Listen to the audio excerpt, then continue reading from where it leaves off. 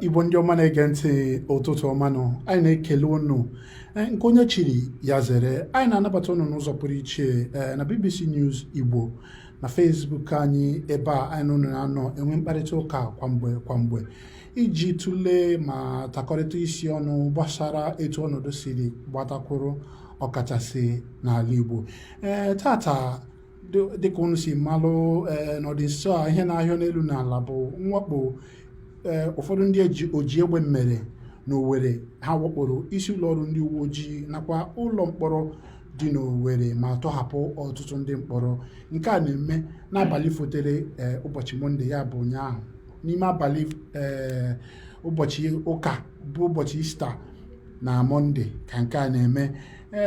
Ụnụ ahụla ka o si gbatakwuru ndị uwe ojii Naịjirịa apụtala wepụta akwụkwọ ozi nke ha wepụtara ma kpọọ aha ndị ha si ndị ha si na nnyocha ha gosiri na ọ bụ ndị a wakporo ụlọ ọrụ ndị uwe ojii a. Mana tata anyị na ofu onye gbasara ihe gbasara ịlụ agha na ịzọ nwere onwe Biafra dị n'aka ga-anọ tata ka anyị jụọ ya ihe otu o si hụ ihe a merenụ. Onye a na ya ga-anọ tata bụ Maazị Ralph Ụwazurike. Nna anyị ukwu, anyị na-ekele gị n'ụzọ pụrụ iche. Ndewonu. Daalụrị nne maka ikwe sonyere anyị n'obere oge anyị ji wee gwa gị maka mkparịta ụka. Dịdị m ịnụla otu ihe si gbatakwuru n'ala Owerri. Amanụ m ọwụnụ m ntị m ụka nke gị ịhụrụ ihe ahụ otu o siri mee. Nna m kwele otu ya bụ ihe dị gị n'obi mgbe ị hụrụ ya. Ndewo. Enwere ihe i kwuru ebe a si na onye isi ndị uwe ojii si na-akpọ aha ndị ọsị mere ya bụ ihe. Enwere ntụziaka na a ga-achọpụta, a ga-eme nchọnchọ chọpụta ndị mere ihe a. Ọwụ ihe kwesịrị ekwesị ya nwee pụtasị lekwe ndị ọ bụ n'ebe a na-emegbe nchọpụta ihe a. Maka na ọ bụrụ na ọ ma ndị ọkụ kekwa ihe a na-emezi nchọpụta, ndị ahụ ọ na-akpọ aha apụta gosi na ọ bụ ha nwa. Ọ bụrụgodo na o bu n'obi na ọ bụ ha nwa, ọ ga-emechigodo ọnụ ọntụrụ emecha nchọpụta aha. Nchọpụta ga-ekwu na ọ bụ ndị a ma ọ bụla ọ bụrụ ndị a. Ịpụta ebe a na-emegbe nchọpụta ebịa na-ebo ndị agha si na ọ bụ ha nwa. Ọ bụ ihe ndị bekee na-akpọ putting the cart before the horse. Ọ bụrụ na ịma na ọha nwa kekwa ihe jebe nchọpụta. Ihe m ji na-arụta aka ihe dị otu a bụ mbọsị onye gara aga na Ebonyi steeti egbusiri ndị mmadụ ebe ahụ. Nke mere na gọvanọ onye isi Ebonyi steeti bụ gọvanọ Umahi apụta na-ebe akwa na soshal midia. Onye ọbụla na-akwụ ya ọsị ya chọrọ justice. Ọ rọrọ ahụ efu ndị uwe ojii ma even the presidency apụta kwuo okwu kọndem onye ahụ eme. Ama m ụbọchị one ma wiiki one gara tutu vice president aka ebe ahụ. Mana lee nke a mere within 24 hours onye isi uwe ojii apụta na-akpọ aha ndị IPOB. Ma a nọkwa n'elu ya si na a na-eme ndị ọcha ka ama ndị ọ bụ. Ọ dịghị sọpọzụ ịkpọ aha onye ọbụla ọntụle emecha nzocha aha. Mana ọ bụrụ na ị bụ n'uche na ọ bụ ndị a kekwa ha na-emesi nzocha. Mgbe ahụ emere nke Ebonyi steeti nke ha mere ọkpọ ha aha ndị mere ya. Ihe a na-eme na Naịjirịa adịrọ m, mana nke aha ka ị na-ajụ m ihe m chere maka ya. Ihe ha mere amaka. Ihe m ji si na ọmaka bụ o gosiri anyị na enwe nchedo nọ n'ala Igbo, enwekwu nchedo nọ n'ala Biafra. Ọ bụrụ na ewe ebe ihe na-aga ọfụma, nkwado a na-akwado tinyere aka na 10 mmadụ one ruo na 100 mmadụ eho DSS ama maka ya DSS amarọ maka ya kedu ụdị obodo anyị nọ n'ime ya akpacha nkata niile a ndị DSS amarọ ha echi ebe ahụ bata ime Owerri n'etiti abalị moto niile akwụọ na line na-abịa enwe onye nọ n'ụzọ kpọọ ndị aka na-achị Owerri si lekwa olekwa dị ama lekwa enwe ndị na-abịanụ ha bata n'ime Owerri gaa na ebe ndị prison chisha ndị n'ebe ahụ and ya bụ ihe mekwere n'ebe n'ọdị nso ebe gọọmenti haus ọhịa m na-agwa gị ha chọrọ ịnwụrụ gọvanọ n'aka n'abalị ha ka nwụrụ ya n'aka ebe ha na-aga mana ha emere ihe dị otu ahụ ndị uwe ojii na-agba ọsọ DSS agba ọsọ amị agba ọsọ ndị niile agba ọsọ ha mekwere n'ọrụ ha ka ndị bụ specialist enwe onye ha gburu ha release onye ọbụla gawa ebe ha na-aga sọsọ ebe ha ka m weliri ha aka elu enwe onye egburu nna m ukwu ị na-ekwu na iweliri ndị mere ihe aka elu ezigbote aka elu mụ ha m ga-enye ha mmanya ele otu eji plana chee ka m kwụsị ya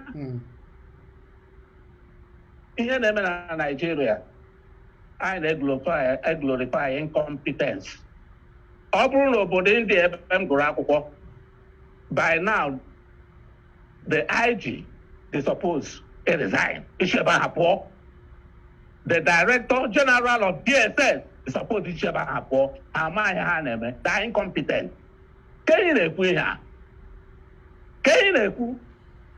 ihe a nwere ike ime na Banana Republic ọ bụ obodo dị ka Nigeria ị na-ekwu na nkata akpaga karịrị 100 people DSS amarụ that means there's no intelligence network echi ebe ahụ bata ime Owerri na seat of power mechaa ihe niile n'ebe ahụ nwa onye n'ime ha ejidere not even one. What are you talking about?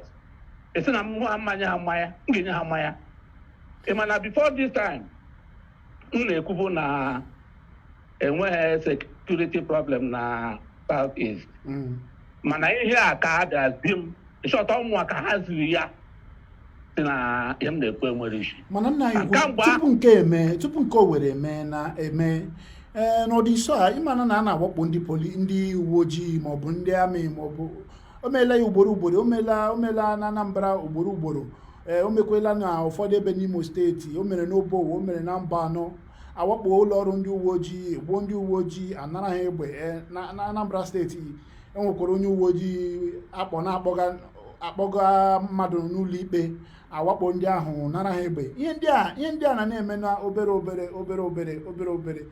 ọ bụ na nwa mgbe ka ama ha akpụ isi ka ọ bụ na agụba adịghị nkọ kedu ihe mere o ji dị ka mmadụ nọ n'ụlọ ewu na amụ n'ọgbụrụ ọ bụrụ ihe a na-agwa gị si na amaghị arụ ndị nchedo obodo Naijiria amaghị arụ ile anya ọ bụghị ịzụ egbe ihe eji alụ agha abụ ya enwere ọtụtụ ihe ndị a nwere ike ịkwụsị bifo emewe a sị na mgbe a na-ata nkata ebi Owerri na ndị DSS nụrụ ya ma ọ bụ military intelligence aka akụsa ya ebe ahụ ọgwụdụ na-anụ ya ha si n'ụzọ na-abịa a sị na enwere ndị gwara ndị uwe ojii gbara ha ama na ụzọ ebe ha ka aka apụta ha mana enweghị dị otu a lee weta ego for defense for ịzụ ngwa agha eme nke ha kerie ya ebe ahụ kwenụrụ ka ọkwa Minister of Defense Organic kwere mbọsị mbọ na ego ewepụtara eji azụ ngwa agha ka na-ekere ya eke mgbe a na-ewere ego ndị a kee ya kerie ya ihe ha ekwesịrị ime iji eme agaghị eme ya apụtazi bụ ka ihe na-alaghachi azụ kedu ka ị ga-ekpetewu na ihe dị otu a nwere ike ime n'Owerri state capital nke a ụlọ gọvanọ nke a bụ ụlọ ndị uwe ojii nke a bụ prison ha ncha n'ofu ebe a group of boys numbering over 100 abịa mee ha ọba ewe chụpụsịa ha ncha gaa na ụlọ uwe ojii chụpụ ha aja ha nọ up to today starter commissioner of police ha resigned inspector general of police ha resigned director of DGSS onye ọbụla nọ n'oche ya ị na-anọ n'oche ebe ahụ eme gịnị? You are incompetent.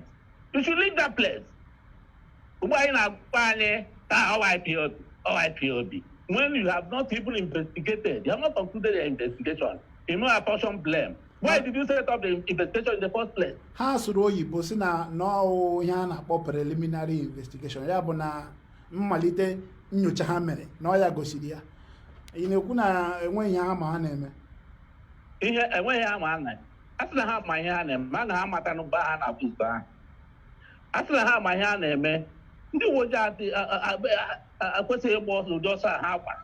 Ka ị na-agbara ọsọ oke ị na-ekwu a na-asara ha egbe eme nke a, onye zụrụ ọfụma zụọ ya ọfụma na ihe gbasara ịlụ agha abịa dana ya egbe ka ụmụntakịrị ka gosiri na ya ọzatụrụ enweghị isi. And hụkwa na ihe dị otu a na-eme onye ka eme unu eke nkwụcha ebe unu nọ unu si ha elekwa ụdị ha ga-eme eke nkwụcha enweghị nkwụcha ọhụrụ unu kere. Ihe a na-eme over the weeks, over the months, no preparation. Ọ dị mma. Ugbu a n'ụbọchị gara aga ka onye isi ala Muhammadu Buhari onye nọ na mba London ugbu a na-anata ọgwụgwọ ka o kwuru okwu site n'ọnụ ndị na-ekwuru ya wee sị na o nyela ndị uwe ojii iwu nyekwanụ ndị agha iwu ka ha banye n'Owerri ka ha gaa maa imi n'ala wee shipụta ndị niile mere ihe ọ bụ ndị ọ kpọrọ n'ihe ahụ o dere ọ kpọrọ ha terọrist, ndị niile bụ ndị oyi ndụ egwu aka ha dị n'ahịa na o nyela ndị agha iwu nye ndị uwe ojii iwu ka ha banye n'ime Owerri maa imi n'ala wee shipụta ihe ndị a niile. Kedu ihe ị chere gbasara ihe a onye isi ala kwuru? Ihe m chere gbasara ya bụ nke mere na Ebonyi steeti wee ọ mapụtara nye ntụziaka iwu dị otu ahụ ebe ahụ egburu over 30 people. Onye ụdị iwu dị otu a ọ wụzie maka na a gbara police station ọkụ ga-release ndị prisoners ka ọ na-enye iwu dị otu ahụ. So ebe a egburu okwu onye ọ na-enye iwu, mana ebe egburu mmadụ onye rụ iwu. Ihe a ga-egosi gị na ihe federal gọọmenti dị interested n'Igbo land bụ ihe ụlọ anyị hostage anyị nọ ndị mkpọrọ ka anyị ncha nọ ebe egburu mmadụ nye ha iwu si gịnị mere eji meghe gbuo mmadụ protect ha maka na ha bụ ndị ke gị. Abịazie ebe a na-egbu ha mmadụ nye iwu ọkụ n'ọkụ within 24 hours. Maka gịnị? Ile ka m si na-eme ihe m ji na-ekwu ihe a, obi adịrọ ọmụmụ. Before this time eche m enwere security, amabe enwere security enwe. Not only in the southeast though, lee na the whole north abịa Ghana school kpọkọrọ ụmụaka niile na-agụ akwụkwọ. A ga-anọ ebe a na-akpọkọ ha gaa over 3, 4, 5 hours. Akpọrọ ha gaa somewhere gaa dobe ha ebe nzuzo. Enweghị ebe a ga-ahụ ndị uwe ojii ga-ekwu okwu, enwe ebe ha ga-eme. Abịaza na-negotiate with ndị agha kpọrọ ha na-achọ inye ha ego. Abịa ebe a na-protect institutions na-eme in prison, ndị police anọ n'ụzọ na-anagharị ego. Ị gaa na police station na-agwa gị 100,000, 200, 500,000 to do this and that. Ozi ebe a na-agba mgbọrọ ahịa. O ruzie ndị enwe small challenge, ndị police na-agba ọsọ ka ụmụ nwaanyị. Ọ bụrụ ihe anyị na-abịa protect, president interested, Buhari dị interested maka prison ebe ọ na-edowe ndị aka ha dị ọcha, maka police station ebe ọ na-edowe ndị na-abịa amụrụ ndị mmadụ n'aka na ekpere ezighị ezi. Then ọ hapụ ebe egburu mmadụ na Ebonyi steeti egbuchiri ndị mmadụ ndị Igbo. O nweghị inquiry o tinyere, ọ sị ha ihe unu mere adịrọ m ọkọ ndị mụrụ ya. Lekere ihe dị ụta ma dị mma. Mana onye isi iji kwupụkwere kwuo ihe a kpọrọ ọrụ ndị bekee ha si fact dịka onye isi ala nọkwa na mba London na-anata ọgwụgwọ ndị agha ya bụkwa ndị na-ekwuri ya ha wepụtakwere akwụkwọ ozi katọkwa ihe mere na Ebonyi steeti ha wepụtara akwụkwọ ozi katọ ihe mere na Ebonyi steeti si na ọ jọgbuola onwe ya na ndị niile aka ha dị na ya na ha ga-anata ntaramahụhụ dịrị ya otu akwa osote onye isi ala bụkwa Yemi Osibanjo ọ gara aga na Ebonyi steeti ọkwa n'ụbọchị Ista bụ ụbọchị ụka ọ gakwara aga ya na ụmaghị hụ ya kwuo okwu gbasara ya bụ na ụfọdụ ga-asị na ịbịa kwuwe na onye isi ala gbara nkịtị kpamkpam na-enwe ihe o mere na ọ bụchaghị eziokwu maka na o mere ihe ya bụ ihe o mere gịnị ka o mere o kwuru okwu katọ ị na-ekwu na ọ gwara ndị na-arụ ya ọrụ ka ha katọọ nke mere na Ebonyi steeti then send Osibanjo mana nke anụ ya nwachiri aka ya site na London ebe ọ na-eji ahụ wee na-ekwu ya wee osi na London oge ahụ kwuo nke Ebonyi steeti maka ọnwụ n'ebe o metụrụ ya n'ahụ karịa maka ndị Igbo onye m na-ajụ gị maka ndị Igbo lee anya are we supposed to have police na chere ka m kwụsị ya na-ekwu dede I suppose inwe police station or DSS na-ewesa ego for them with ihe a mere na Owerri I suppose ụlọ ụta ka police na-adị agasị ha onye ọbụla aga chọrọ ọrụ ebe ọzọ ka a chọrọ ihe ọzọ ọ bụrụ obodo na-aga n'ihu ọ bụrụ na police commissioner resign na inspector general of police resign na director general of DSS resign na ndị ọzọ abata afọ na ọwụ okoroke nne na nna ha ọwụ ha nwe ebe ahụ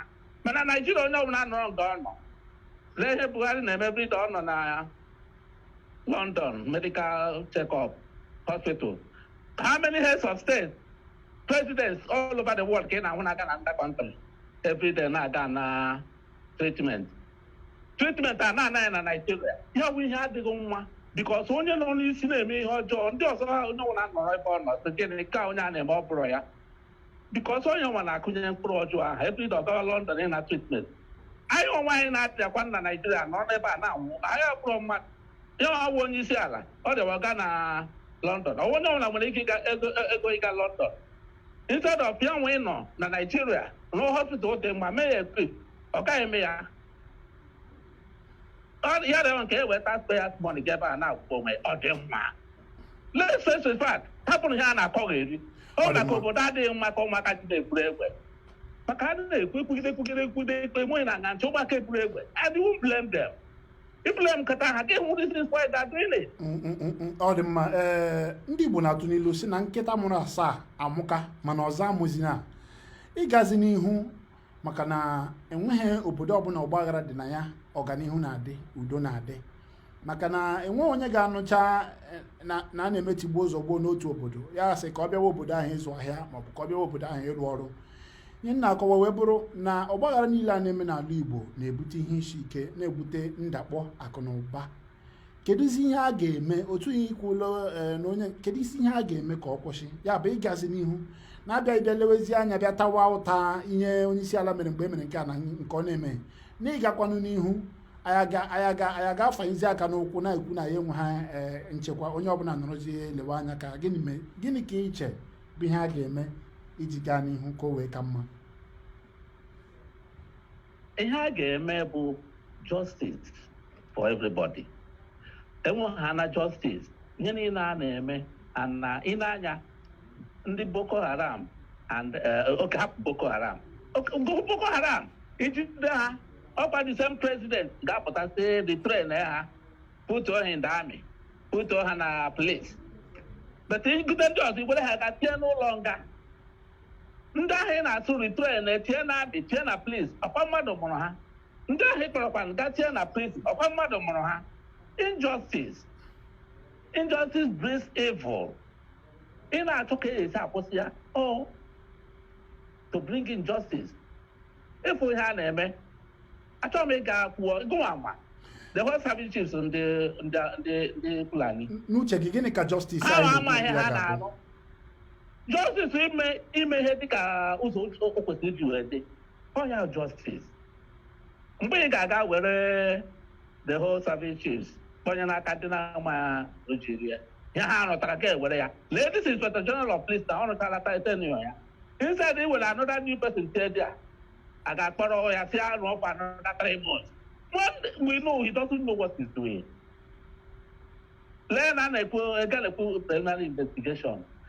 You are telling you things are happening and you are not doing anything. Instead of stepping aside, get some big and a wishing them one. I mean, does it call for justice on solve the problem?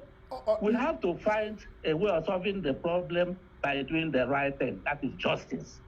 Ndị ọchịchị ala Igbo dịka ndị gọvanọ steeti ise dị na mpaghara ọwụwa anyanwụ, ọ dịghị ka gịnị bụ ọrụ ha nwere ike ịrụ, oke na ọrụ ha nwere ike ịrụ iji hụ na ihe a na-ebenụ anaghị ebezi, maka na ọ na-emetụta akụ na ụba ha, ọ ga-eme ego ha ga-eji na-arụ ọrụ ga na-agbada. Gịnị ka ọ dị ka ndị gọvanọ ise na-achị mpaghara ọwụwa anyanwụ nwere ike ime iji benata ihe a na-emenụ, na-abụghị ka hapụ kene ndị nọ n'Abuja ka ekwube kene ndị nke nọ na be anyị? Well, I pity them. Na-emetere ha ebere m na-emetere ha bụ mbọsị anụwa ụnyaahụ ka m na-ajụ sị ndị a bịara mee ihe a sị ha anụcha ihe dịka awa ịtọ ebe ahụ si asị ọkwa Obinze nọ hịa ka ihe mere ndị Obinze abịa nyere ha aka. Ofu onye asị mmakwa na bifo ndị Obinze abịa na prezident ga-asaịnụ bifo ndị amị apụta. Nsị ọ bụ eziokwu m echeta mana prezident ga-asaịnụ ọkwa nke nọ London. Mgbe ọ na-aga London, anọrọ m n'ọkwado onye ọtete ya nọchitere ya chịrị bụrụ ọtọriti niile gaa London, ọ from London ka ọ ga-esi eme ya tụọ ya nwunye na nwụ. Then ịbịazie na-asị gọvanọs, ọwụ gọvanọ ga-anọ n'ụzọ gbochiere ndị na-abata Owerri sị ha bata. Ọwụ his work, all the work of the police. The police ran away. Will you blame the governor? Ndị Southeast governors anyị na-ekwu him just not limited her better. Their hands are tied. If a boy said governor, over the time on our support, even this Fulani herdsmen now protect and bear. But if we hear me, I got wish and the bear. After the neck, on before. Someone got him a married before. Because of Kahinaga. He had on a Nigeria boat. Ihe bụ eziokwu agaghị eme ya, a na-eme nke na-awụ ya. Ndị Awụsa mee ihe, Fulani mee ihe n'ugwu Awụsa, enweghị ha ga-akọ ya. Ha bịa na be anyị na-egbuchi ndị be anyị. Enwe ebe ị ga-anọ na kọt asị lekwe ndị agbụrụ ndị a, lekwe ebe a na-ekpeghị ikpe na kọt dị ụta, lekwe ebe a ga-aga kpọchie ha n'ụlọ nga. Ahapụ ha mee ka ha na-enweghị ha mere. Then ịhụzie ndị ọzọ mee gị kpọrọ ha ga-akpọchie na prison. Ndị ahụ kpọchie na prison ha wụ mmadụ. Mmadụ ole ka ịkpọchi na bụ ndị na-emege mpụ na North, ọhụrụ ga-ajụ onwe unu. Ụfọdụ na-ekwu na dịka ndị gọvanọ mpaghara ọdịda anyanwụ ya bụ ndị a na-akpọ South West na bekee, ụfọdụ na-ekwu na ha gbakọrọ aka ọnụ ebe ọ bụ na ọchịchị ndị ọrụ nchekwa nke etiti adịghị ha n'aka, ha gbakọ aka ọnụ wee hibe ọchịchị ọrụ nchekwa nke ha nwa na onwe ha nwee ike iji aka ha na-ahazi na-agwa ha ihe ha ga-eme, nke ha kpọrọ Amoteku. Ụfọdụ na-ekwu na ọ dịkwa ka eme ihe dị otu a na mpaghara ọwụwa anyanwụ, na ọ ya ga-aka mma ebe ọ bụ na ndị gọvanọ ọwụwa anyanwụ enweghị ikike ịgwa ndị ọrụ nchekwa nke gọọmenti etiti si alekwa ihe unu ga-eme ka ha mee ya, na ọ ga-adị mma ka ha were aka ha hazie ọrụ nchekwa nke ha. Ọ dịghị ka eme otu a, ọ dịghị ka ihe ọdịkudo nwere ike ịchị na mpaghara ọwụwa anyanwụ. Ịmara onye mba ọbụla ị ga-ahụ na ekwugo m ihe gbasara ihe anyị na-ekwu and nkata m na gị na-akpa ugbu a, m gwara gị sị gị na tutu ihe a mere ụnyaahụ eme na m na-echebu na enweghị security issues or problems na Southeast. Mana oge ihe a mezi ka m bịa ama na anyị nwere security problem, otu a ka m feel na the governors kwa na-ele ya anya. The governors na-echebu na Southeast is safe, maka na ihe a mere ugbu a onye ọbụla ga-esi it very well. Ịpụrụ na gọvanọ of Abia State ọ kwụta ego kọfị na Ụmụahịa, yes, ha ga-emesi sete the whole thing. Abịa na nke Amoteku nka I think they will start doing something like that ugbu a. Ha hụrụ na na ihe emetụsiala maka na mgbe anyị ncha nọ chere na enwere sekuriti agba na enwere sekuriti nọ mana ugbu anyị hụ na enwere sekuriti nọ n'ọnwụ na anọgharịala ịbụ mmụọ onwe m n'ebe a kamgbe ihe a mechara ka m ji na-ajụ onwe m ajụ so na mmadụ gbatara tako na enwetụ sekuriti mmadụ nwere bikọs mmadụ a na-abịa nwụrụ ya ka ọkụkọ so onye ọbụla ga mana ihe m na-ekwukwa bụ ọ dịghị mma ka steeti the purpose of the government of state is to protect lives and property. But when the state fails to protect lives and property, here may be voila. Because more I believe in non-violence. I told me that army general or army lord, whatever it is. I don't want that. I don't want to arm my men. I have the money to buy arms too. I must tell you, but I will never arm my men. Mana, everyone got a leg down, you'll be forced to do what you don't want to do. In a place, about 100 men can shoot up, but I say, not one of them was caught. They attacked a whole central police station. Saka, it gives concern.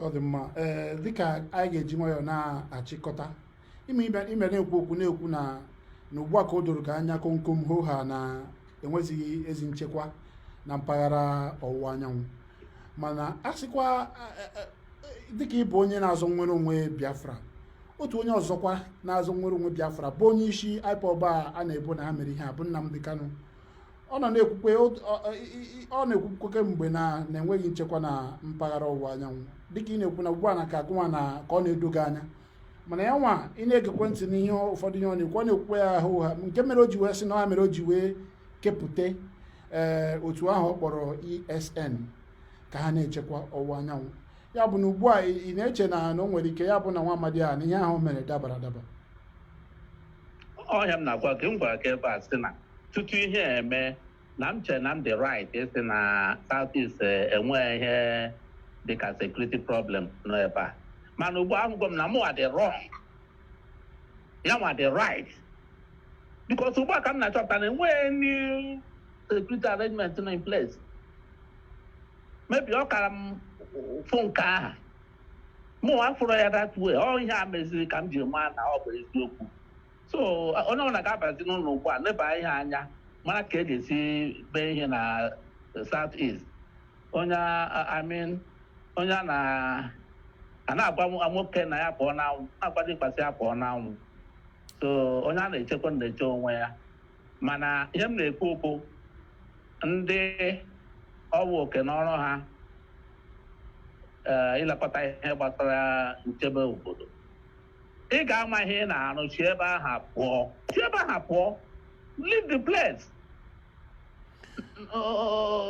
The position is not only for you. The Inspector General of Police is supposed to have left that position since, because his occupying the place does not help security network. The Commissioner of Police, Imo said, is supposed to resign. He's supposed to have resigned. The Director of SSS, Imo said, and National Director of the General, is supposed to leave office to teach people a new beginning, a new system that if you can't grasp very, very well, you leave the space for another person. Ọ bụghị anyị nọta ịnọchi ebe a enwe ndị ga-aka ga-arụ nụ ịnọchiere ha ụzọ ma ịma ihe na-arụ.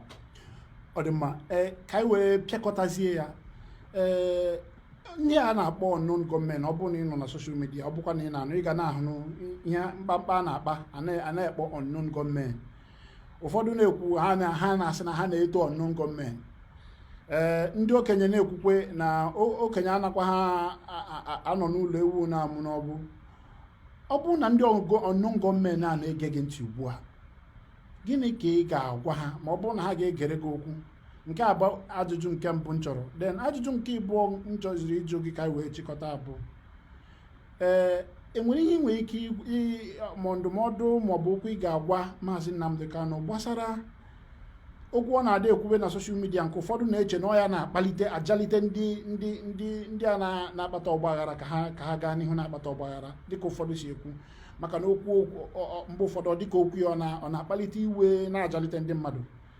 Gịnị ka ị nwere ike ndụmọdụ ole ka ị nwere ike inye? Nke mbụ, ndị unknown gọọmenti ha sị na ha na ugbu a na-ege gị ntị na ha ga-ege n'ihe i kwuru, gịnị ka ị nwere ike ịgwa ha? Nke abụọ, gịnị ka ị nwere ike ịgwa Nnamdi Kanu gbasara okwu ọ na-ekwuwe nke ndị mmadụ na-asị na ọ na-ajalite iwe n'obi ndị mmadụ? Ka anyị werezi ya chịkọta. Na nke izizi jụrụ m unknown gọọmenti, ihe m achọrọ bụ igbu ndị Igbo, ihe ga-eme ndị Igbo na-anwụ. Ana m ekwu ya mgbe niile, mana na mpaghara ọwụwa anyanwụ ma na ebe ọzọ, maka na egbuo ndị ọzọ ebe a, ha ga-ebido gbuo ndị be anyị na be ha. Achọghị m ihe ga-ebute igbu ndị Igbo na be anyị ebe a. Ọkwa m ihe m gwara gị ugbu a sị ndị abịara unknown gọọmenti na-abịara Owerri ụnyaahụ mesịa ihe ha mere nwe onye egwu. Onye m jisiri m hụ ha, m ga-akụnye ha mmanya aka na ha nwe ya, because enwe onye egwu. O chọrọ professionalism. Ha bịara imepe prison ka ndị mmadụ kpee, mebi ndị otu ha mee ya na-enweghị onye ọnwụ na-egbu. A sị na egburu mmadụ ga-akọndem kwa ya. M ji achọ m ịkọndem ebe ka enwe onye egwu. Ọzọ oke na ọrụ ịnọrọ ndị uwe ojii na other security agencies ịjụ onwe ha ajụjụ otu ihe a ji wee dị possible. Abịa na nke esi na ndụmọdụ nwere m ga-ajụ Nnamdi Kanu, in a struggle nkwado onwe anyị na-eme, anyị adịghị suppose ịnọ na one group. Even na South Africa, enwere so many groups. Even na ihe anụ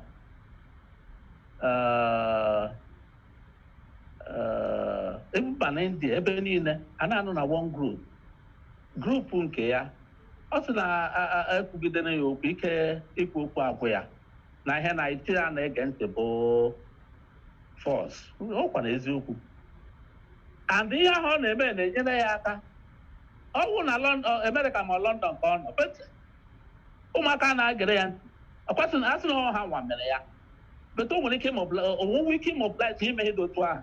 Ha nwere confidence ebe ọ nọ. Ọ na-enwe confidence ebe ọ nọ, a ga-emewu ya and ọ ga-emewu ya.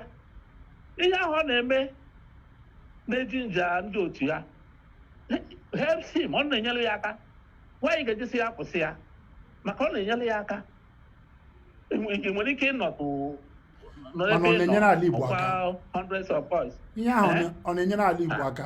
Ọ dị ka ọ na-enyere ala Igbo aka otu ahụ si ekwu okwu, maka na ọ na-eme dịka m si kwuo, ụfọdụ na-ekwu ugbu a na ịga ahịa na otu ụbọchị ị ga-ahụzi ndị ahịa, maka na enwezi onye ọ na-abịa na onye ọbụla na-eche n'ala Igbo ebe a na-agba ọsọ kwarapụ.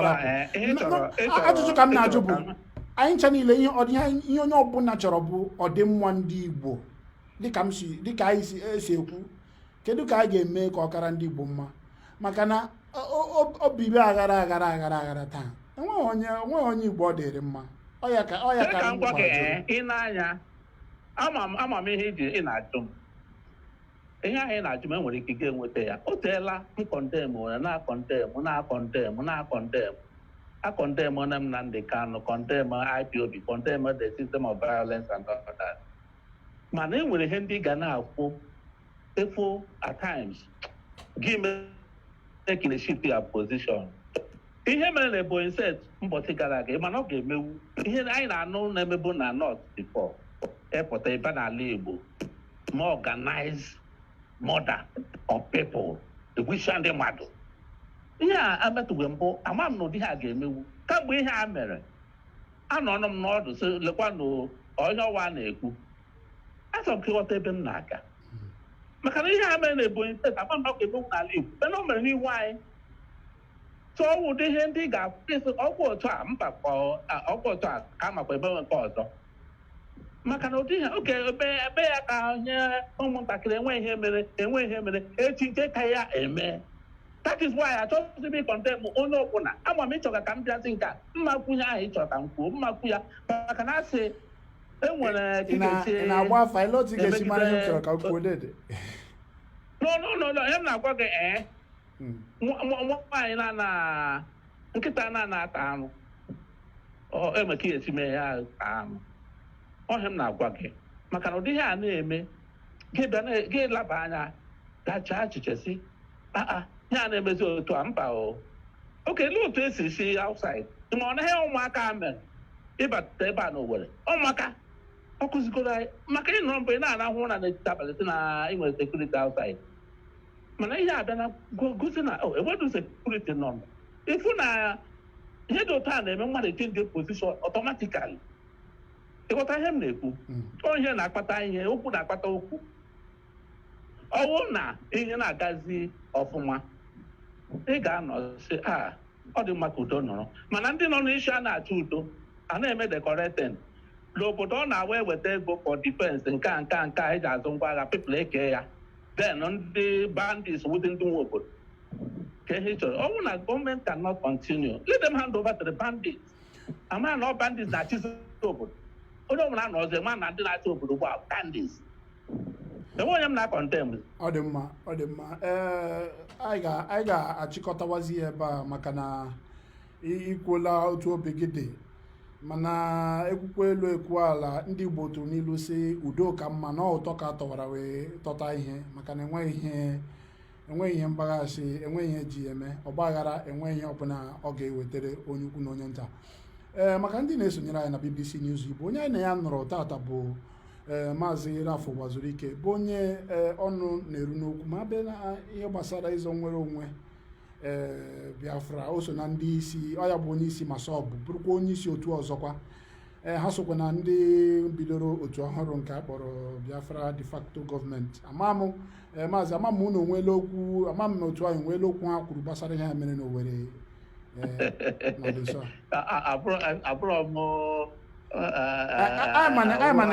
anyị mana iri tụrụ si maazị Asari Dokubo ya were ọchịchị mana ọnụ ka na-erukwe gị okwu mana ọ ya ka anyị ji azụrụ ma otu unu kwuola okwu ka ha ka ga-ekwu gbasara ya.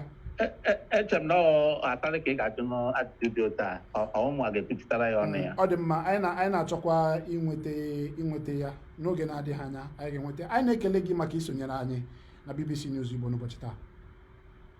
Ndewo nna ndewo mana e nwere ihe m chọrọ ka ịghọta bifo ma pụọ awụ m ijele ndị Igbo echiri m ijele ndị Igbo oge nna anyị Ojukwu nwụrụ titi elie ya etinye ya n'ala echiri m ijele ndị Igbo my position gara beyond Biafra activism m na-eche ihe gbasara ndị Igbo mmekọta ndị Igbo ọdịnamma ndị Igbo ma ndị nọ na South East ma ndị nọ na obodo Nigeria ma ndị nọ outside Nigeria. So ihe ọbụla m na-ekwu dị premised on that, based on that. It goes beyond Biafra activism. My position may be different from what the de facto government may say. More and I support the de facto government because of non-violence. No one na-eme non-violence. Mana enwere gị na-emerukwa ihe aka ịhụ anya na ihe agazewelu I'm not supporting violence. I can never support violence. Don't want to name violence. I will never support that person. Ihe anyị na-ekwu nke ikwuru ugbu a ihe m na-achọ ka ikwuo kamgbe. Anyị ikwuru ugbu a ị na-akwado ọgbaghara ọya ihe m chọrọ ka ikwuo kamgbe. Mma support onye ọbụla nọ na violence na-eme ihe violence mana ihe ndị a na-akụzikwara anyị ihe ndị a na anyị na-amụtasị ihe na ihe ndị a niile na-eme.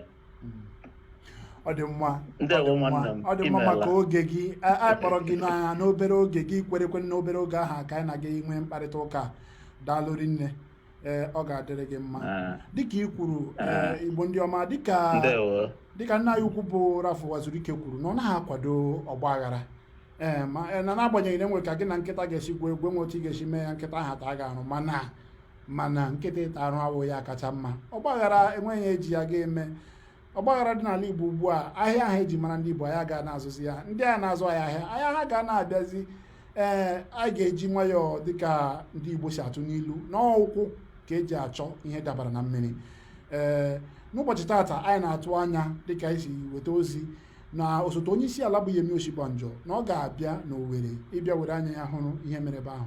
BBC News Igbo nọkwa ebe ahụ ọ bụrụ na ọ bịa dịka ha si kwuo na ọ ga-abịa anyị ga-ewetara ọnụ ya otu o si eme na dịka o si eme ebe a bụ BBC News Igbo ebe ị na-amata ihe niile gbasara ihe na-eme n'ala Igbo biko gaa n'ihu na-akwado anyị onye akpọna nwanne ya iyi onye egbu na nwanne ya egbu ihe Igbo niile bụ otu Igbo kwa ụkwara ya bụrụ otu daalụ dịka ị na-esonyere anyị ya gaziere gị n'ụbọchị tata bụ Tuesday n'oge na-adịghị anya ana m enweta ozi dịka a na-ezitere m ozi ugbu a na obere oge na anyị ga-esonyere ndị nke anyị ndị nke nọ n'Owerri ha nọ ugbu a n'ọdụ ụgbọelu Akanu Ibiam dị n'Owerri ebe a na-eche ka osote onye isi ala bụ Yemi Osibanjo tụọ ụkwụ n'ala dịka ọ na-abịa ọ bịara ka ọ mata ihe mere n'Owerri abalị abụọ gara aga kpọmkwem ọ bụ na ị sonyere anyị n'ahụ ị ga-ahụ ka anyị wetara gị oge gọvanọ Imo steeti bụ Hope Uzodimma gara ebe ahụ ga-legharị anya ihe mebiri were anya ya hụrụ ma kwukwenu ihe o kwuru gbasara ihe ndị nchekwa dị njikere ime ugbu a iweta nchekwa ime ka nchekwa laghachi n'ụtụtụ akwa anyị wetakwara gị otu Owerri siri dere anyị gagharị na ogbe niile dị n'Owerri ọkachasị ebe ahụ ihe mere hụ na ndị mmadụ agagharịwala mkpa ha ndị agha apụtawala ndị mmadụ na-ekwu ụfọdụ na-ekwu na ọtụtụ ụlọ akụ emepebeghị n'ihi na ụjọ ka ji ha sị na ha ga-emepe ganye na ha enweta ikikere n'aka ndị ọrụ nchekwa sị ha mepee ọmụnye ndị a ka ikwe ekwuru maka na obodo na-adịghị mma agaghị azụ ahịa na ya azụ n'oge na-adịghị anya anyị ga-ewetara gị dịka o si aga ihe osote onye isi ala bụ Yemi Osibanjo na-ekwu gbasara ihe mere n'Owerri Igbo bụ Igbo anyị na-ekele gị ebe a bụ BBC News Igbo ebe ọbụla ị nọ n'ala Igbo maọbụ n'ala Naịjirịa biko onye ọbụla onye achọ n'okwu anyị ejighị iche okwu mara ala Igbo ya bụ n'oge na-adịghị anya ugbu a anyị ga-agafe n'Owerri aha m bụ Chukwuneme Obiejesi nwa Chimelọgọ ka a na-akpọ m ịkpọ m nwa Chimelọgọ ntinye aka na-akpa enwe ihe nwere nye gị ya dịka anyị na-achọzi dịka maazị Dede Ụwazurike a sị na ị nwere ike ịpụzi ugbu a ka anyị sonyeziere ụmụnne anyị ndị nke nọ Okay, ngwa thank you ndewo thank you imela daalụ ya gaziere gị Larry nọ na gate ya ọ nwesị m ihe a MP ọgịnị ndewo Igbo ndị ọma na-ege ntị dịka anyị ka nọkwa ugbu a na BBC News Igbo ebe ihe niile na-eme ọ dị ka na-ezitere m ozi na nna anyị ukwu Alhaji Mujahid Asari Dokubo Ediabalị na-achọ isonyere anyị ugbu a ka anyị na ya nwekwe mkparịta ụka ọ bụrụ na isonyere anyị ị ga-anụ mgbe anyị jụrụ Maazị Ụwazurike ajụjụ ụfọdụ nna m ukwu Asari Dokubo anyị na-ekele gị n'ụzọ pụrụ iche we greet you sir.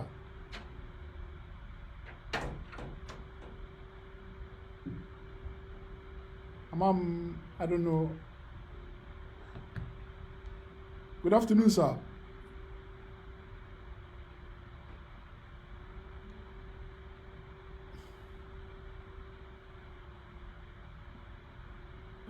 Unmute, ask to me.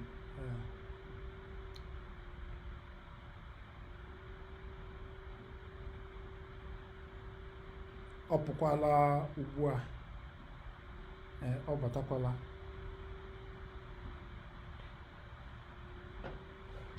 good afternoon sir ama m na anụ ihe anyị na-ekwu dede ọ dị m ka ọ na-anụ ihe anyị na-ekwu Igbo ndị ọma ọ bụ na unu ka na-esonyere anyị onye anyị na-anọ ugbu a bụ Alhaji Mujahid Asari Dokubo Ediabalị ka ejiri mara ya ọ ya bụ onye isi otu akpọrọ Biafra de facto gọọmenti anyị na ya Dede Asari Dokubo ọ bụ na n'ụlọ anyị biko kọnetị ya ọdịo gị ka anyị mara ma ya ga-anụwa ihe na-ekwu anyị anaghị anụ ihe na-ekwu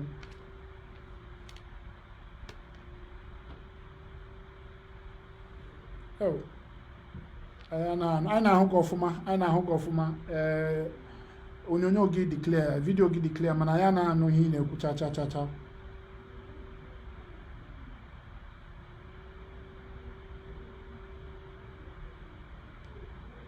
okay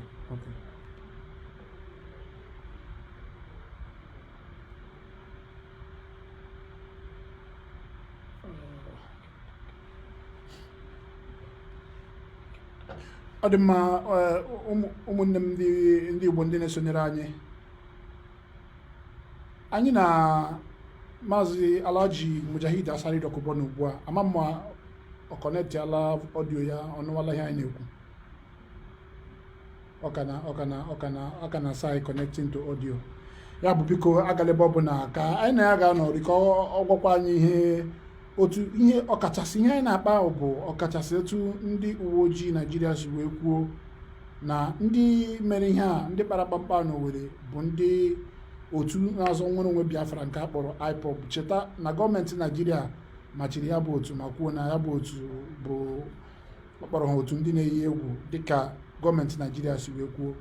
Ha wepụta ụnyaahụ wee kwuo na ha amachiela ya bụ otu ha pụta ụnyaahụ wee kwuo na ọ bụ ya bụ otu ka aka ha dị na ihe mere n'Owerri n'ọdị nso a wee na-ajụ ụfọdụ ndị sokwa na-eme ihe nwere onwe Biafra kedu ihe ha chere gbasara ya bụ ihe. Ọ bụrụ na ọ bụ eziokwu na aka IPOB dị na ihe a kedu ka ọ dị, mana ya jụọ na Maazị Rafu Wazirike o wee kwuo mwute ya wesị na o kwesịghị ekwesị etu ndị uwe ojii si pụta na ozugbo nje wee kwuo na ọ bụ ndị IPOB mere ihe a ebe ha na-emebeghị nyocha, na ọ dịghị mma ka ha kwuo ya bịa na-asịkwa na ha ka na-eme nyocha. Na ọ bụrụ na ha ka na-eme nyocha kedu otu ha si mara na ọ bụ ndị IPOB mere ya bụ ihe. Nke a bụ ihe Maazị Wazirike kwuru. Anyị wee sị ka anyị jụkwa Alhaji Asari Dokubo. O sonyerela anyị ugbu a mana anyị na-enwe ihe ahụ ịnụ ihe ọ na-ekwu. Ka anyị lekwa anya mara ma ọ ga-agazi ugbu a. Ndị na-akpara m aka n'igwe biko nụ bịa nụ kpara m aka n'igwe a ka anyị mara ma ọ ga-aga n'ihe ọ na-ekwu. Hello sir, can you hear us?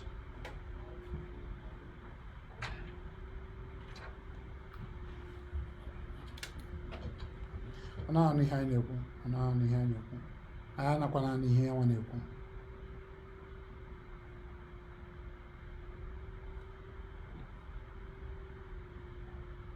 Ọ pụkwala ọzọ.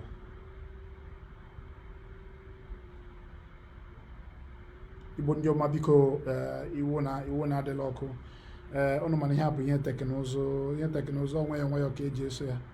Ime ya n'ike ya gosi gị nke o ji bụrụ teknụzụ. O nwere ụbụrụ nke aka ya, ihe ọ chọrọ ka ọ na-adị ememe mgbe ụfọdụ. Ya bụ biko nyetụ na ya obere oge ka anyị kpaa aka n'igwe ka anyị mara ma ya ga na-anụ ihe Alhaji Asari Dokubo na-ekwu nke ọma. Anyị nụwa ya nke ọma, anyị ga-amalite mkparịta ụka na-egbughị oge ọbụla. Anyị anụwabe ihe ọ na-ekwu, biko gbaghara nụ.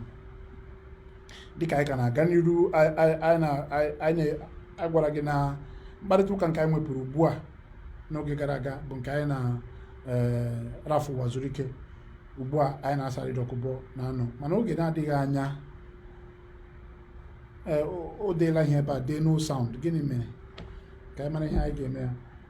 Oge na-adịghị anya ndị otu anyị nọkwa n'Owerri ga-ewetara gị otu o si dịrị ebe ahụ dịka a na-eche ka osote onye isi ala Naịjirịa bụ Yemi Osibanjo bịa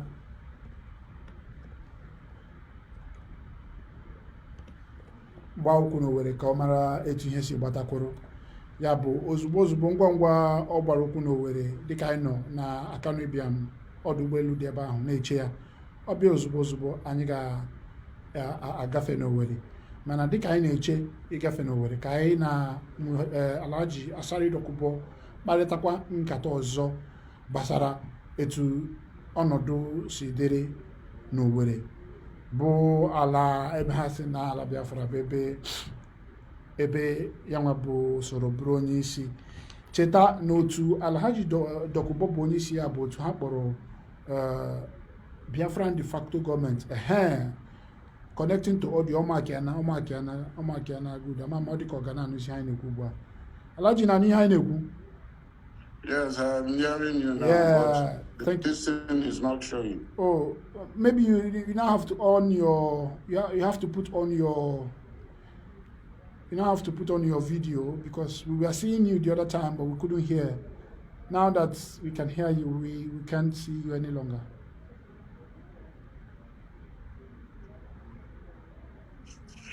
I don't know. maybe it's to put on your video again because we can hear you now, but we can't see you any longer.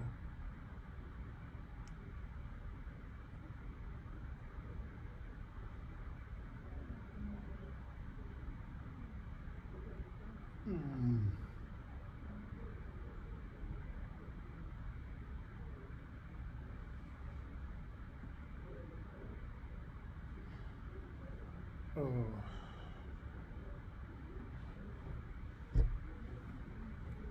Well, sacrifice. Well, sacrifice the picture for the audio. for the audio. Oh, is that what? So we are not going to see your face? Is that what you're I'm saying? coming. Okay. Hello, are you hearing me? Yes, I can hear you. I can hear you quite loud and clear. Yes.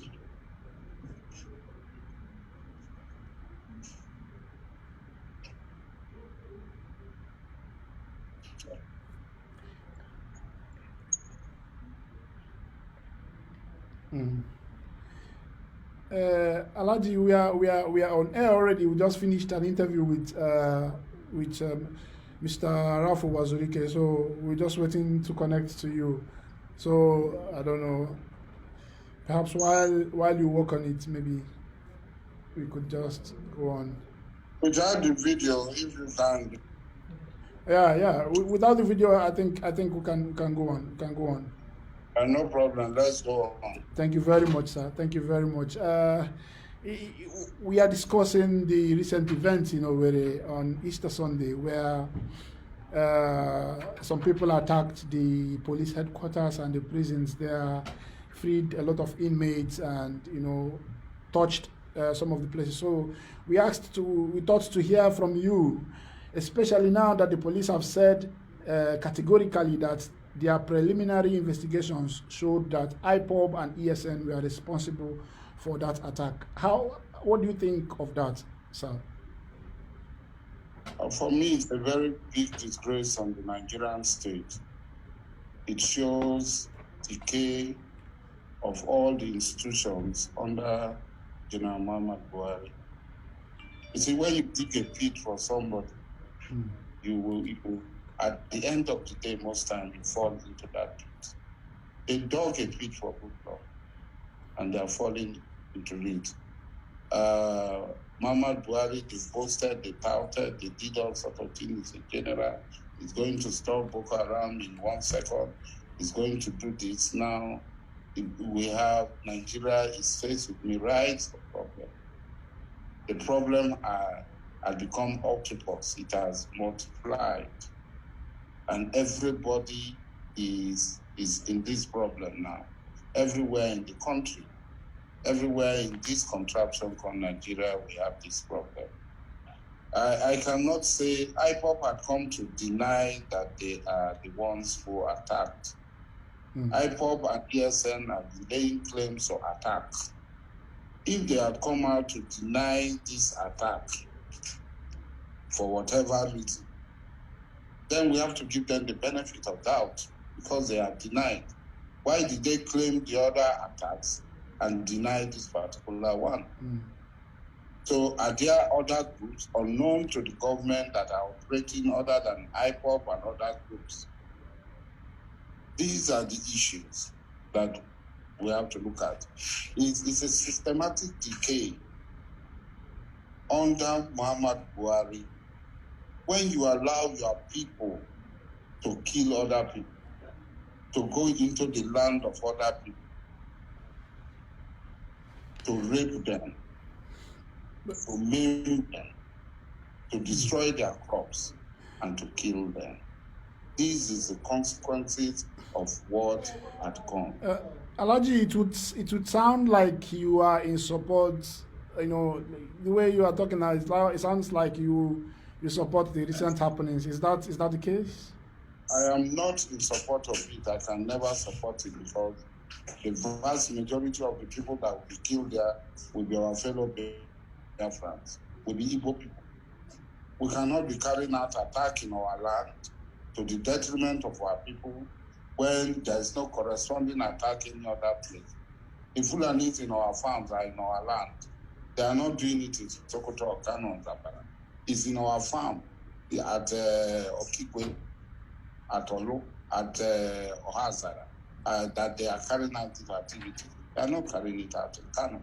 So if we direct our attack at a police station, where we know that 90% of the people at that police station are our own people that will be killed, then we are systematically supporting what these our enemies are doing, because all attacks are concentrated on our land, on our people. What we are saying is that does not remove the fact that there is a decay, institutional decay at all levels, where the army will run when they see people carrying gun, where the police will run when they see people carrying gun, where the prison warden will run when they see people carrying gun.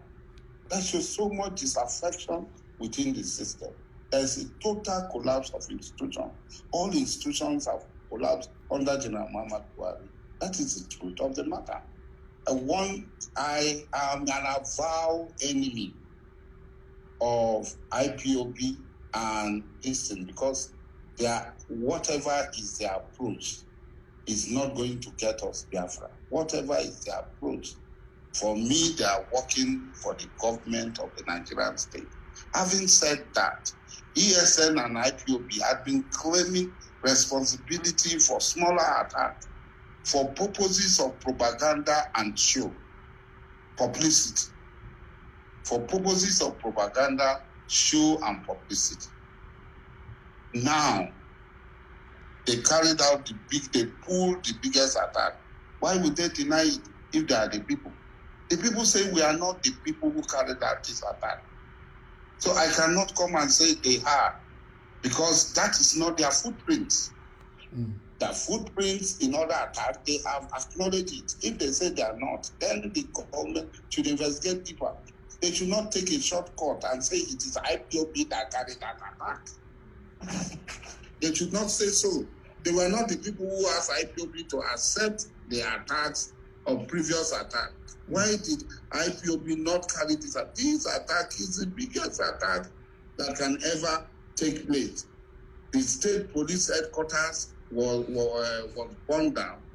The correctional facility was burned down. And what are the things that were taken away from there? And who took them? It beats our imagination that a few hours after, the police is coming out to tell us a cook and bull story that it's IPOB and ESN, when IPOB and ESN has come out to deny. The police must convince us. Yes, even me, I believe that it was IPOB and ESN until they came out to deny. So the onus is on the police and the security apparatus of the government of the Nigerian state to come out to prove to us that they have the facts and the evidence to show that it was IPOB and ESN that carried out those attacks. Now, going forward, sir, what do you think should be done to improve the security, especially in the southeast of Nigeria? Because if you followed recent events, you would hear policemen and law enforcement agents being attacked on almost a regular basis in the southeast, in Anambra, in Imo State, in several places where police stations have been and police patrol vans have been attacked, and policemen killed, and how do you suggest, what do you think could be done to improve the security, especially in the southeast of Nigeria? As the president of the Biafran state, I don't think I can be employed as a security advisor by my oppressors. I am not in a position to give them any advice. It is up to them to do what they want, whatever they want to do. Because even keeping their security sound and healthy is detrimental to me as a person and my people, the Biafrans. So I will not volunteer myself to become an unsolicited security advisor to the Nigerian state. Okay, but recently you've heard about unknown gunmen attacking several places in the southeast, also cultists, you know, attacking people, cutting off people's heads. Yeah, like you said, if this is indeed your territory, so what are you doing to improve the security of your people? There's a state of anarchy now. There's a state of anarchy because the occupied Nigerian state is not able to provide the minimum of security for the life and property of the people of the occupied Biafran territory. We have adopted until otherwise. The Biafran movement, for which myself and even though I believe in armed struggle before I was chosen as president of the de facto interim customary government of the Biafran state. But their organization, the totality of the organization that are involved said we are going to use non-violent approach to the Biafran struggle. I am not comfortable with it, but the majority will carry the day, and majority Rafa Wazuke, or big brother Rafa Wazuke, who nominated me to the position of president during the process of selection, and Mefor's group in IPOB and so on that came together with us. They said their approach is non-violent. I am studying it. I am saddled and burdened with something, an ideology that I don't really believe. But since it is majority of the people that are chosen, that is a non-violent approach we are going to get. Therefore, we are studying it and we are waiting and we are seeing until the time that this will be achieved. So I cannot roll out on my own or take any decision that will be contrary to the decision of the vast majority of Biafrans. So, is there any plans on the cards, you know, to merge with Nnamdi Kanu's IPOB by your de facto government? There's no basis for Nnamdi to merge. Nnamdi Kanu is a Biafran. Biafrans are taking decision. He has to fall in line if he wants to be a patriotic, good citizen of the Biafran state. If he is not ready, then he will be recalcitrant. He will be very, very recalcitrant and will be declared an enemy of the Biafran state if his activity affects our drive and movement to the total liberation of Biafran land. Well, we must thank you, Alhaji, for joining us given the very short notice, and then we thank you for condemning what has happened in Imo State. I want to say that the killing of people by anybody, I am a student of revolution. I studied revolution from Cuba, from North Korea, from Vietnam, and everywhere. I have studied revolution. An healthy revolution do not attack the enemies, do not attack those who are vulnerable. When you attack armed policemen who do not receive their salary on time, who do not do anything, you are making the victim a double victim. That's double jeopardy. What they call Odumadu body, one coffin don't turn into two. The Nigerian state is not looking after these policemen, and you who claim to be fighting for freedom target. Now, when you kill people in Nkanu, 90% of the policemen or 99% of the policemen in Nkanu are Igbo people. They are Biafrans. You attack them and kill them. They are there for their daily bread. You go to Olo, you kill 99% of the policemen you kill at Olo will be Biafrans. At the state headquarters you go, 70% of the people who get killed will be Biafran. At the correctional center, 99% will be Biafrans. So why are we attacking and killing our people? Why will we kill our own people? Who will be useful? Who will be useful someday, sometime, when the struggle intensifies? So does it make any sense for us to kill our people? For me, I said no, absolute no. these attacks are for ego, to show that I am the person doing the struggle. I am the person trying to liberate by killing. Nnamdi Kanu's sister is in the police. She's a senior officer. Why has it not ordered for her to be killed first? Why should it be other people? Why is she in the police serving the zoo? But others can die, but his sister cannot die. You see the hypocrisy and the level of betrayal of our cause that people should see. So for me, 100%, I believe that this attack on ordinary policemen on checkpoint is not necessary. They are not the people. Even the people that they ordered to come and attack our people demonstrating are unit and detachment of mobile police people. This mobile police can be brought from Zamfara. They can be brought from Port Harcourt. They can be deployed for that purposes from Nasarawa. After they finish, they leave.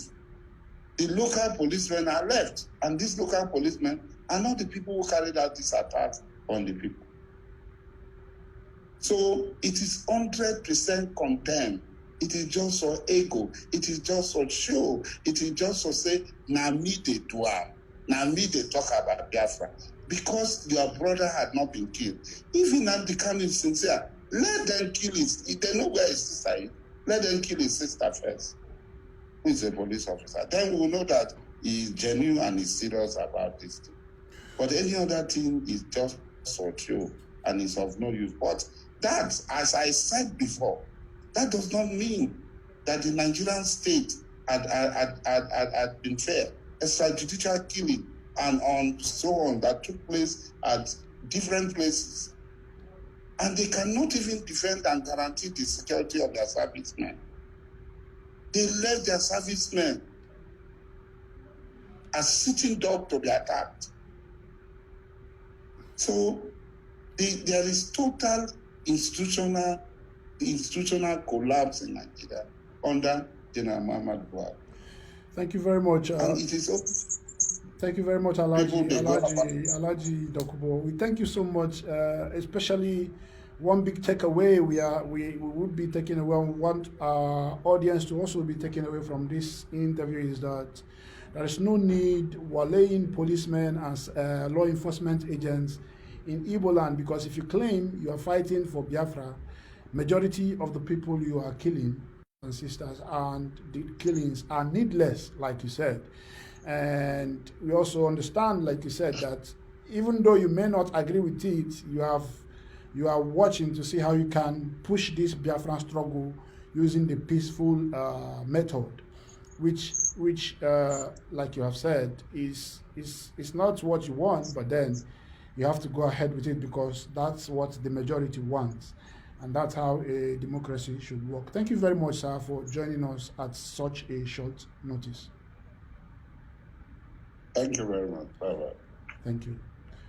Igbo ndị ọma na-ege ntị, anyị asụtala sopere anyị ga-abịazi maka na unu mana onye anyị na-akpara nkata bụ Asari Dokubo, ọ bụghị Igbo ka ọ na-asụ, ọ bụ onye Igbo, ọ bụ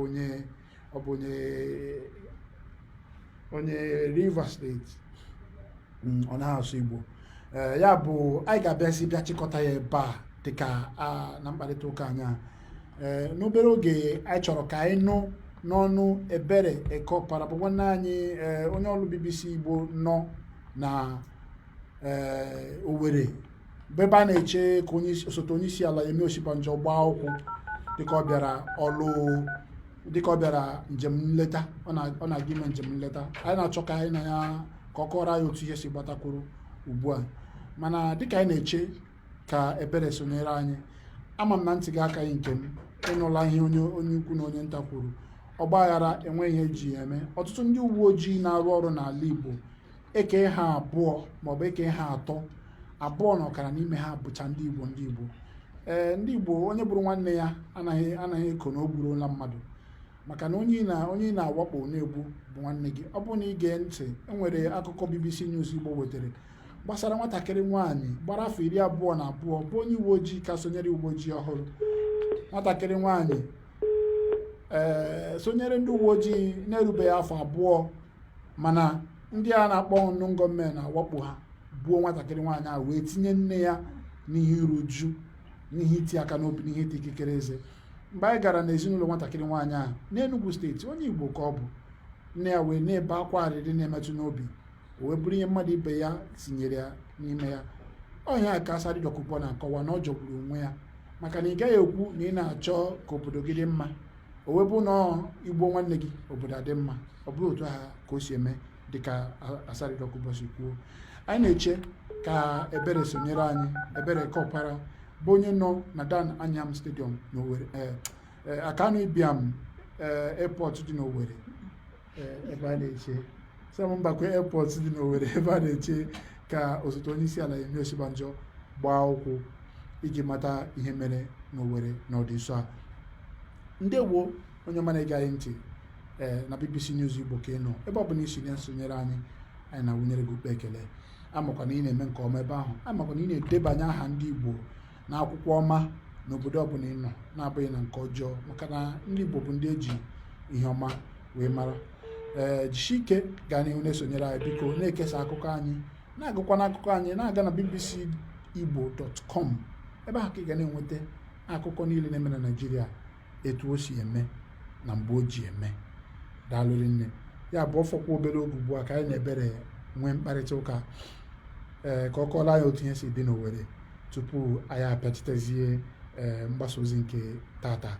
Ịmakwa na dịka nsi kwuo na onye gị na ya nọ bụ Chukwuneme Obiejesi nwa Chimelọgụ, ọ ihe a na-akpọ daalụrị nne. Anyị na-ege ntị ugbu a ka anyị n'ọnụ Ebere.